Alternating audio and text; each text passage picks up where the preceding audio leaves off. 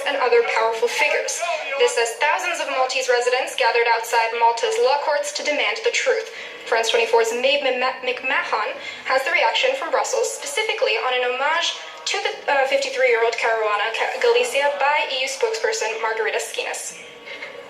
He said the 53-year-old mother of three was an example of a wonderful investigative journalist in Malta, and said that this week was a direct attack on press freedom, and condemned that brutal murder. But when quizzed then on whether or not the European Commission would carry out an investigation into the state of rule of law in Malta, he refrained from making any comments whatsoever. MEPs, however, over in the European Parliament were much more vocal. We saw Manfred Weber, that's the head of the European People's Party, call yesterday a dark day for democracy, and he said that the killing of one of the most prominent investigative journalists in Malta showed how the situation in the country had been deteriorating, something that his political group, the biggest group in the European Parliament, had been trying to put to the forefront for a number of months but hadn't been listened to. He's calling for an urgent statement from the European Commission next week at the plenary session in Strasbourg on intimidation of journalists in Malta.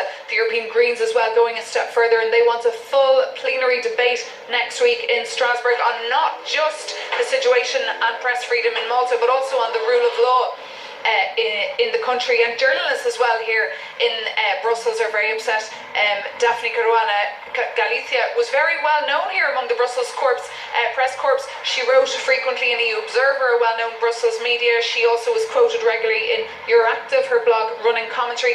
And just last year, Politico, another Brussels-based media, named her as one of the 28 most influential people to look out for in 2017. So a minute's silence will be held here in Brussels in the press centre in her honour, and people are planning on gathering as well this Saturday as well to march in support of press freedom in Malta and all across the European Union. Stay tuned for more news here on France 24 in 15.